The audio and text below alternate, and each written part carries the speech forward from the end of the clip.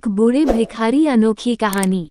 हर दिन एक भिखारी दरवाजे के पास आकर भीख मांगता था और घर का मालिक हमेशा घर के बाहर आते ही उसे देखकर फिर जाया करता। कई बार उसके लिए गालियां भी बकता। वो कहता, तू जिंदा ही क्यों है? पूरी जिंदगी ऐसे ही भीख मांगेगा क्या? धरती का बोझ क्यों बना बैठा है? और कभी कभी उस भिखारी को गुस्से में वह धक्का भी मार दिया करता।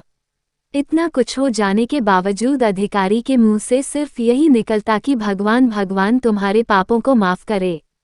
एक बार सेठ को धंधे में बड़ा नुकसान होने की खबर मिली। सेठ बहुत परेशान था कि तभी उसके दरवाजे पर वही भिखारी आया। गुस्से में अपना आपा खोते हुए सेठ ने उस भिखारी को पत्थर दे मारा। पत्थर लगने के कारण भिखारी का सर फूट गया और उसके सर से खून बहने लगा। फिर भी दर्द से कराहते हुए भिखारी ने इतना ही कहा, भगवान तुम्हारे पापा को माफ करे। भिखारी वहां से चला गया। सेठ सोच में पड़ गए, भिखारी को पत्थर मारा फिर भी उसने सिर्फ प्रार्थना की। सेठ का गुस्सा शांत हुआ, शेर का मन शांत हुआ। भिखारी का रहस्य जानने के लिए सेठ ने भिखारी का पीछा करना शुरू कर दिया। भिखारी जहां जहां जाता सेठ उसके पीछे जाता। सेठ ने देखा कि कोई उसको खाना देता, कोई उसको मारता, कोई अपमानित करता तो कोई गाली देता। लोग भिखारी के साथ चाहे जैसा व्यवहार करते, लेकिन भिखारी सबके लिए एक ही प्रार्थना करता, भगवान तुम्हारे पाप माफ करें। अब रात होने को आई थी। भिखारी अपने घर जाने के लिए लौटा। वो अपने घर पहुंच गया, लेकिन सेठ अब भी उसका पीछा कर ही रहा था।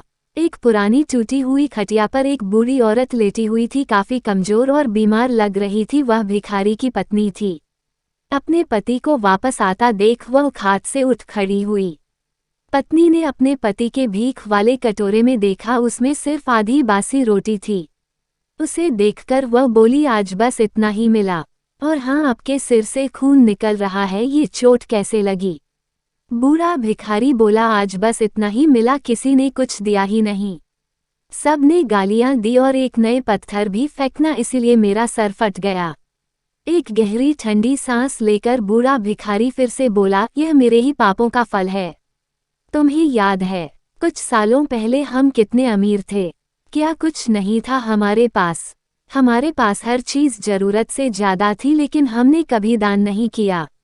और उससे भी बुरा हमने उस अंधे भिखारी के साथ किया जो हमारे द्वार पर भीख मांगने आया करता था। बूढ़ी पत्नी की आंखों में आंसू आ गए। वह बोली, हाँ, हम उस बेचारे अंधे के साथ बहुत बुरा करते थे, उसका अपमान करते थे, उसे खाने के लिए रोटी की जगह कागज दिया करते, उसका मजाक उड़ाया करते और कभी कभी मारा भी करते। मैंने कभी उसको रास्ता नहीं दिखाए। एक बार मैंने उसके मुंह पर मिट्टी भी फेंकी थी और वो हमेशा दुखी होकर यही कहता कि भगवान तुम्हें तुम्हारे किए की सजा देगा, भगवान तुम्हारे पापों की सजा जरूर देगा। उसका श्राप सच हुआ और हम इस दुख भरी जिंदगी में आ गए। भिखारी बोला, हाँ, उसका श्राप सच हुआ, इसलिए मैं किसी को बददुआ नहीं देता। चाहे कोई मेरे साथ कैसा भी बर्ताव करे, मैं हमेशा उसके लिए प्रार्थना करता हूँ। मैं नहीं चाहता कि कोई भी हमारे जैसे जिंदगी का अनुभव करे, किसी को भी हमारे जैसे दुखों का सामना करना पड़े। वो नहीं जानते कि वो कितना बड़ा पाप कर रहे हैं, इसलिए अनजाने में हुए पाप की ऐसी सजा किसी को भी मिले, मैं नहीं चाहता। सेठ वहीं पर छुपकर यह सारी बातें सुन रहा था। अब उसे सब कुछ समझ में आ गया था।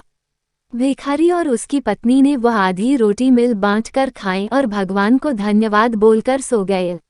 अगले दिन बड़ा भिखारी फिर से भीख मांगने गया। सेठ के घर के पास जाते हैं। सेठ ने पहले से गरम रोटी या उसके लिए निकाल कर रखी थी। उसे देते हुए सेठ विनम्रता से बोला, माफ कर दीजिए बाबा, उसे बहुत बड़ी गलती हो गई। बूढ़ा भिखारी बोला, भगवान तेरा भला करे। इतना कहकर वह आगे निकल गया।